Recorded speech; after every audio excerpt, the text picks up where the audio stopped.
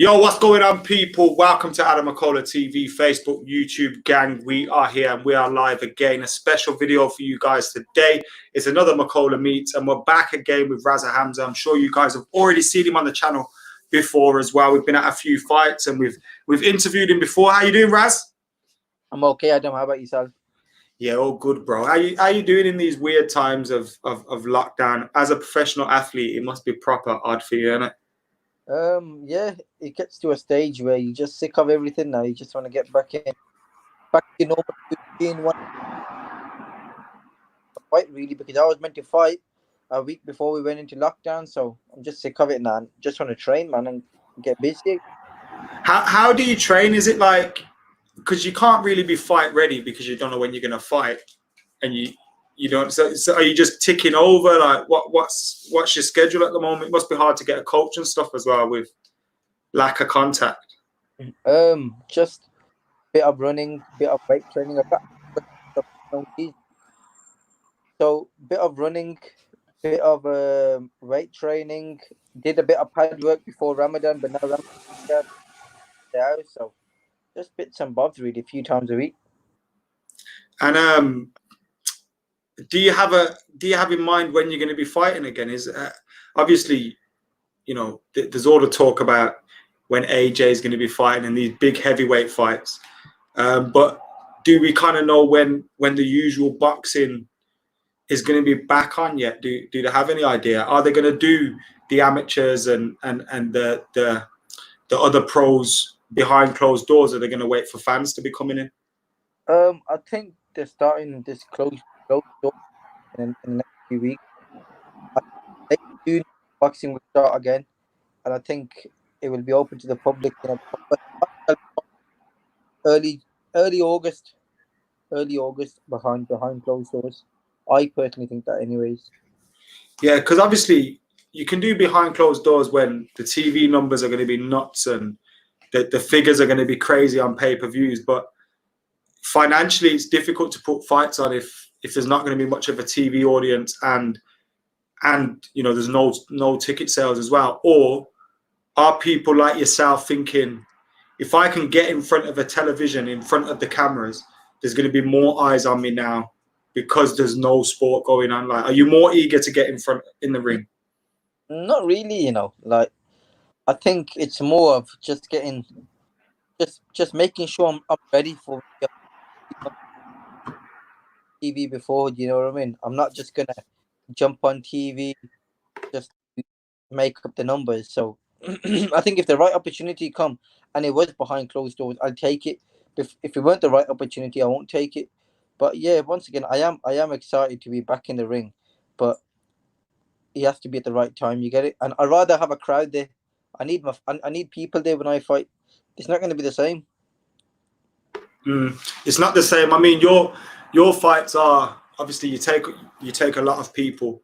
For people in comparison that are at your stage in your career, you have a fair amount of people that travel towards fights and everything. So that's good. And obviously, we're missing the live action. And for you especially, it's at a stage in your career where you need to be in the ring, isn't it? It's not like you've got loads of fights that you can have or people that are calling out your name. You're at the position where you kind of have to make a name for yourself at the moment as well, isn't it? So it's even more important to be back. Yeah, absolutely. I boxed last in December, so this was going to be a breakout year for me after all them pullouts I've had. But it's important. I'm 26 and I'm at my peak from now till the age of, I think, 30, 31, 32. So it's important just to fight every few months and stay busy. But this lockdown's absolutely screwed everything up, hasn't it? It has. And you say you're 26-year-old, you feel like these are your peak years coming up. Because I've followed your career for so long, I feel like you've been fighting for years. Obviously, you're a new kid on the block, like, really. Like, do you feel that you are at your peak? Like, you say your years between 26 and 30 should be your peak. But do you feel the best you ever have? Or is that lack of ring action? Are you still being able to like learn your craft and, you know, master your art even without that ring time? Not really, because in training, sparring is very important. It's not everything, but it's like in football when you're playing on the pitch and practicing to when you're doing running and stuff. It's completely different, isn't it?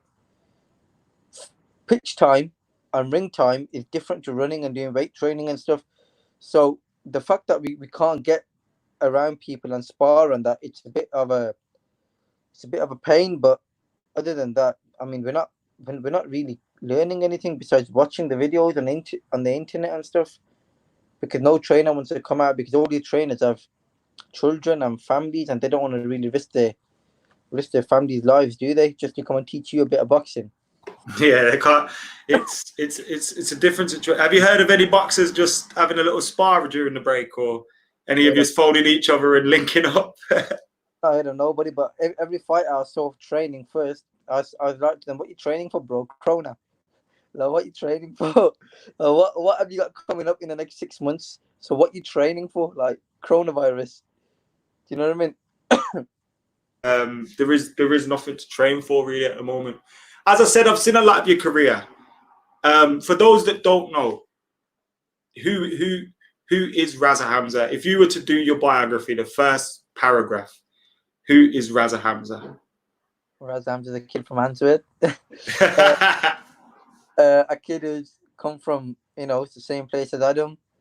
Followed his mother's dreams, made them into his ambitions, and just started following his own dreams, and has worked hard from the age of 12 and got himself into a decent position, had a great amateur career, as Adam will tell you, and that's it really.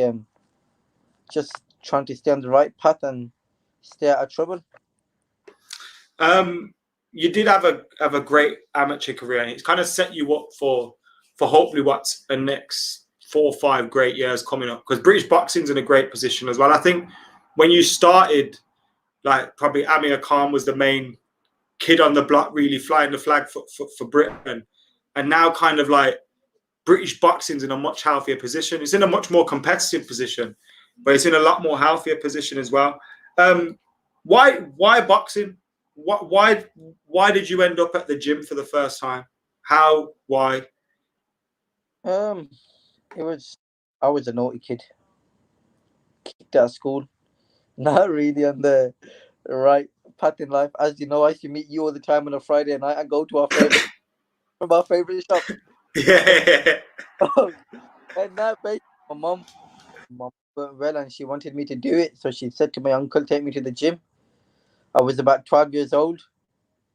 It was early in the year, January, February, and I just started going boxing 2-3 times a week, just because my mom wanted me to do it. And then, obviously, as you know, my mom died when I was about to turn 13 on the day I was meant to make my amateur debut, and the rest was history, really.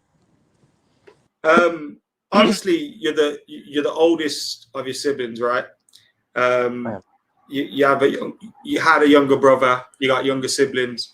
Coming up, how did that impact you? Like, obviously, it gives you. You talk about it like it's your drive a lot. It's on your shorts. It's something that you keep in your mind constantly, especially when you're fighting. How hard was it to turn that from a negative into a positive? I mean, we were in a position where we never had a lot of choices, you know. My little brother was young, my little sister was young, and this is the only thing I knew. This is the only thing I was good at. I mean, I weren't very academically smart, so this is something I thought I'm kind of half decent in. And as the years went along, I just knew this, I can make my life into a positive by doing this, and it will keep me in the straight and narrow, and I can channel my energy into something. So that's it, really. I knew I'm half decent at it, and I knew I can make something out of it and make their lives easier too.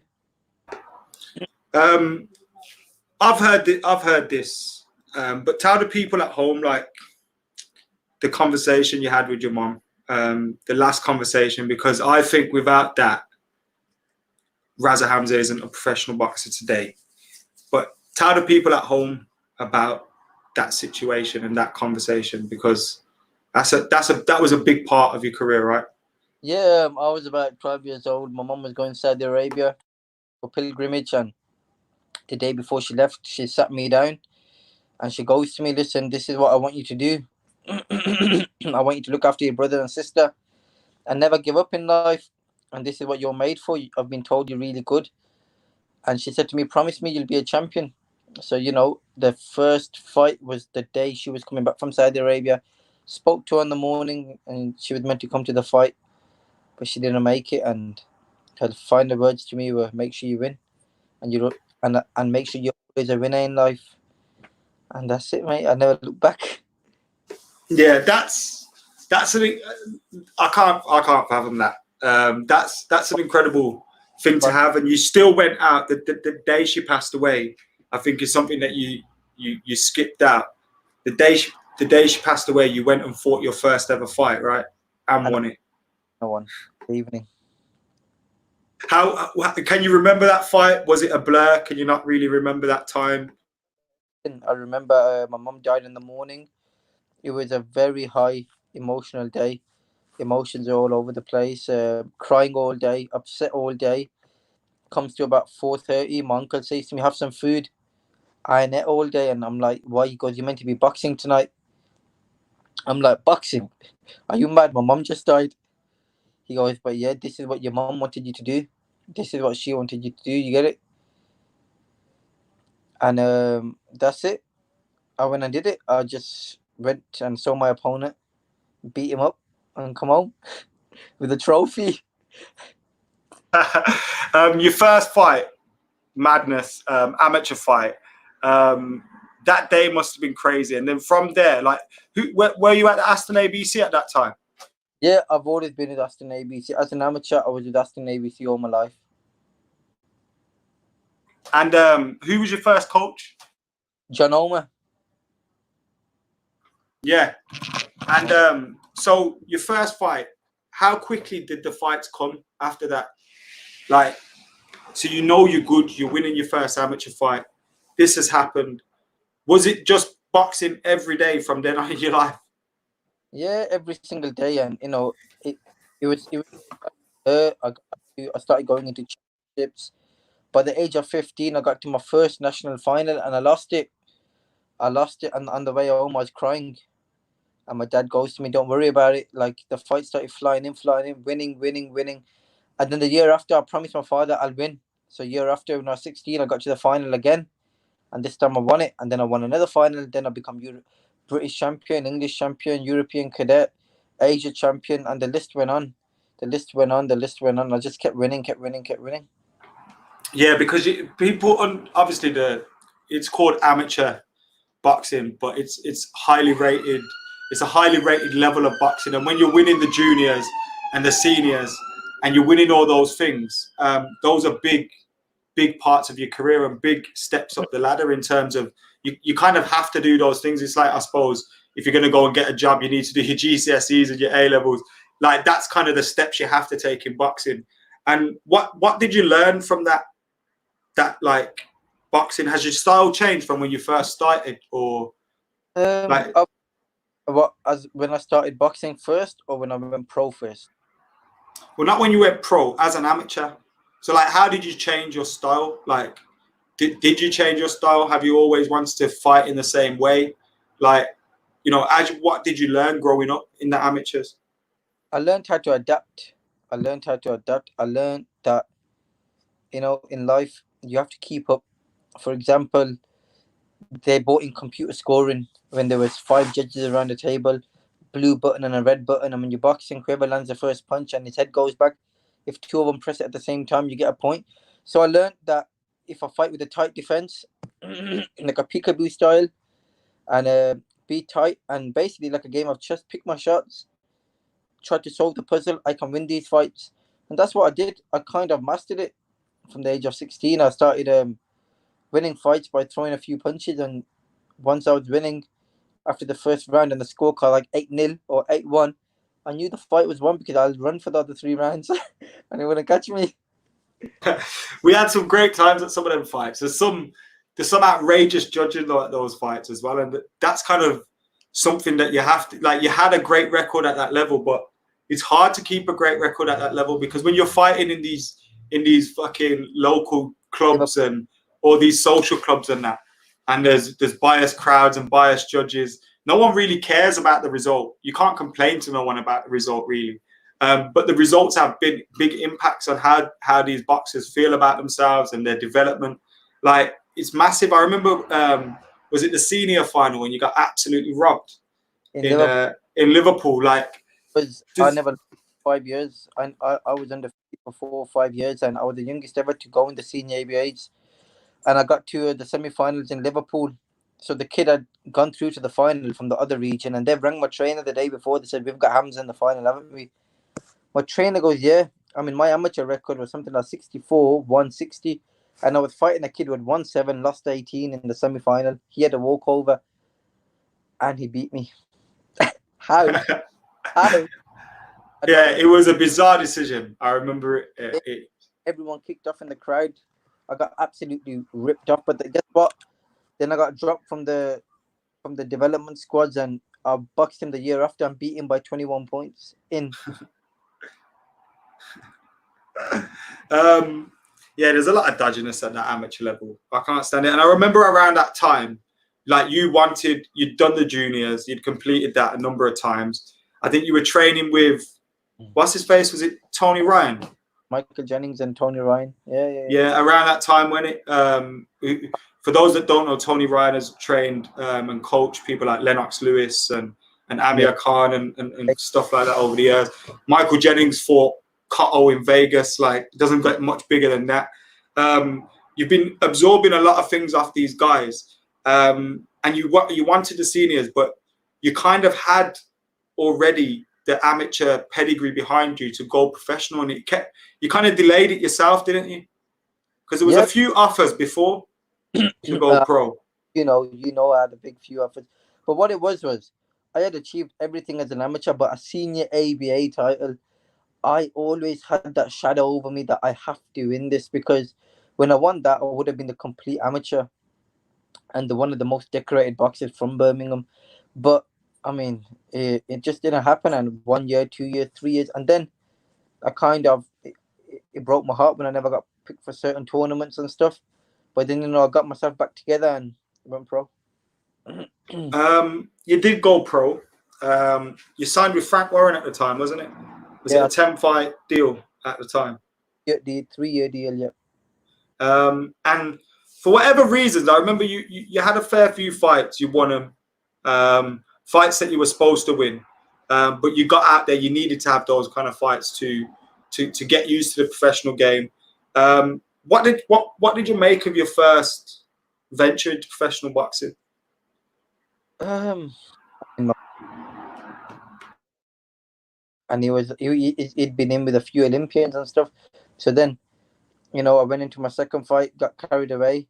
Still kept my undefeated record, but I just learned that with pro boxing, you got smaller gloves on, and you have to take your time. You have to relax.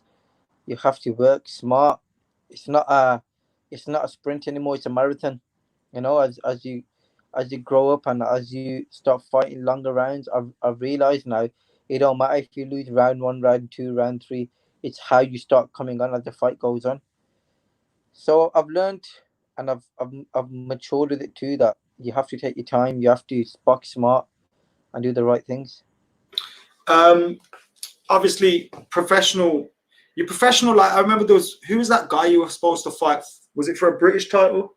I was meant to fight Lewis Petit 3 times for the WBO European. Yeah, and it kept getting postponed and delayed. You were supposed to fight on Billy Joe's card, and then he pulled out to fight Canelo, which never happened. He pulled out 3 times. Kieran McVarnick pulled out.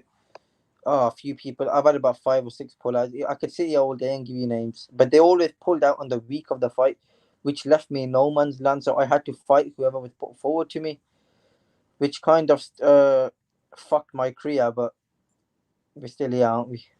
We are still here. From Frank Warren, you went with what they're called now, MTK, MTK Global. What things did you pick up there? I was with MTK Global for 18.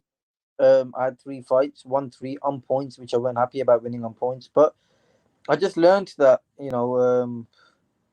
MTK is a very busy management. They've got a lot of fighters, and I just thought to myself, me and MTK, I need a manager who just focuses on me and gets me at this. So it just didn't play out for both of us. So I've gone my own way, and they've gone their own way.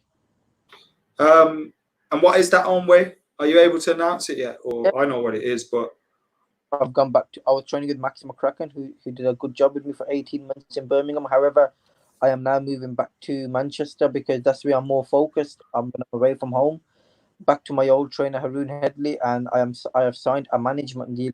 Tunde Ajahi, Lions in the camp. yes, Lions in the camp in it up. You say though, some would say, you want someone to focus on you. Do you feel you get the focus there? Absolutely, because it's important for a trainer, manager, and fighter to be on the same page. Sorry, yeah, manager, fighter, and trainer to be on the same page.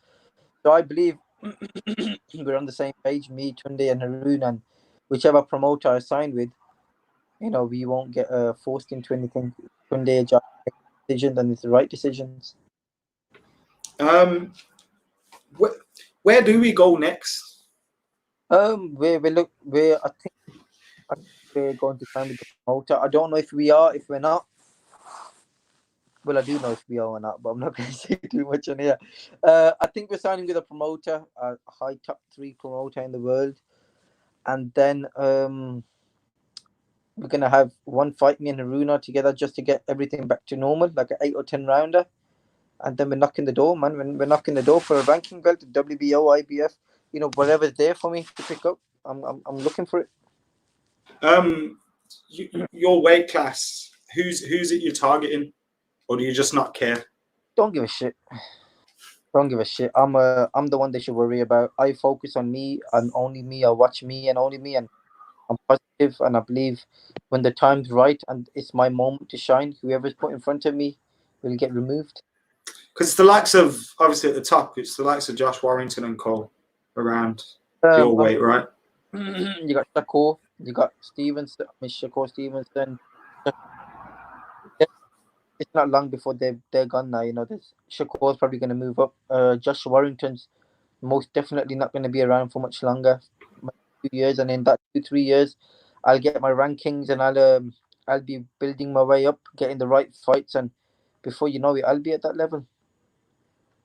You will be at that level. You will be at that level.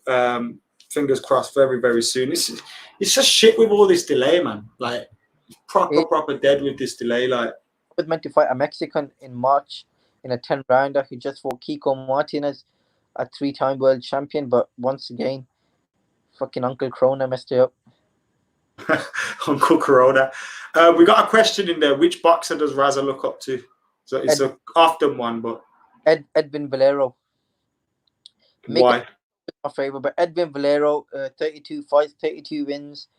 What he did in the ring, I was very impressed with. He would rather die than lose, and that's the mentality I have. But what he did out the ring, he killed his wife, killed his kids, killed himself. I don't look up to that. And that's probably why his legacy isn't spoken about much. I just had a question, and I totally. So yeah, that's the one. Do you remember the first fight you seen? And like that, or when you started training boxing, did you not care about boxing, or was you already well schooled in boxing? No, I used to watch boxing a lot. Prince Naseem a lot. Prince Naseem was my favorite when I was a kid. Miguel Cotto. Cotto's older. Cotto has been my role model since I've been a kid. So I've been watching them all them years. But now, as time's going on, I've also shared the ring with pound for pound great Inoue, who's number 3. That was coming up next, like because you have, like you mentioned briefly earlier, you Asian champion and people at amateur level, and people must have been thinking, Asian champion, like what you went to fight? Was it in Hong Kong where you fought for that? Hong Kong against China, Thailand. I fought in Thailand, and I won every single time.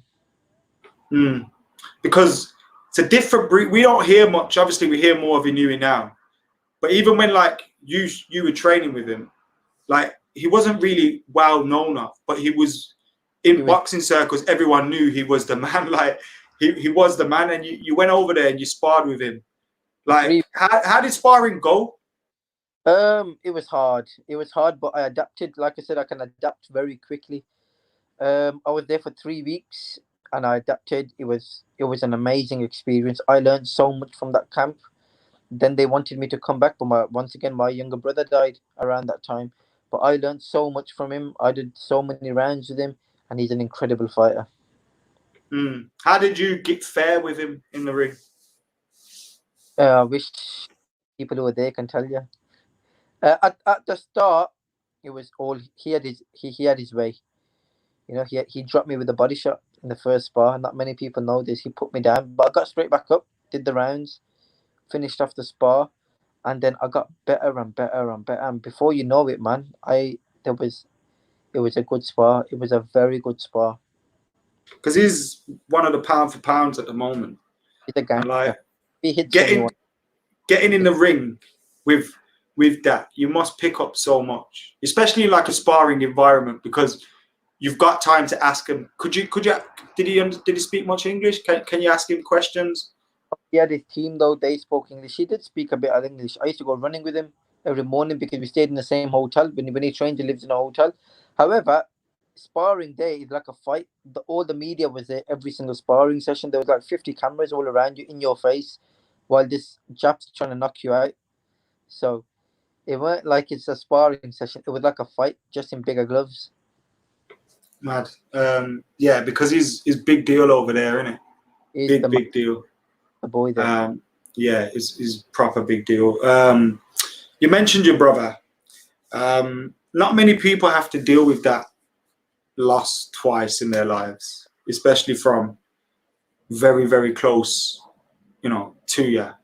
I know what he meant to you. And like one of the images I have of you is like you two just fighting in your living room and stuff like that. And it's like, I was watching a fight the other day and you're both standing next to each other shouting. that's who, me, him, and Sook, God rest both of their souls. Yeah. Are like, we at every fight we were like just singing, chanting, turning it into a football match. It was so good, man. And it's like, I remember like just watching you two spar as well. He was the kind of fighter that was going to knock someone out or get knocked the fuck out. Obviously, speak to me about Johns. John. And what is that taught you? Like, because that is a special relationship, isn't it? My brother, he was my best mate. He never missed a fight. He was with me 24/7. I mean, boxing aside, we were best mates. You know, he looked up to me like I'm his role model, and it just happened all of a sudden. It was a shock. He was on a bike, and God took him. Within a blink of an eye, he was gone. Not a pinch of blood anyway or anything. Cardiac arrest. Fell off his bike, and that's it. What he taught me about life. Life's too short, man. Life's too short. You don't know what's around the corner. You don't know what's going to happen. And you know what? After he died, I went through a deep, deep, dark hole. And I'm kind of coming out of it now. It's been nearly 2 years. And my career, there was moments I didn't want to box anymore. Until a few weeks ago, there was moments I didn't want to box anymore. And, it's his thoughts and my mum's dreams that just have gave me that extra bit of energy again and determination and motivation to not quit and give it my very best. But my brother was if you know my brother, man, he was can't explain it, can't describe it. And if I had a chance to give up the world to see my brother again, I would. Yeah, that's the one thing. Like, I can't fathom how it is to deal with that, so I'm not going to pretend to know.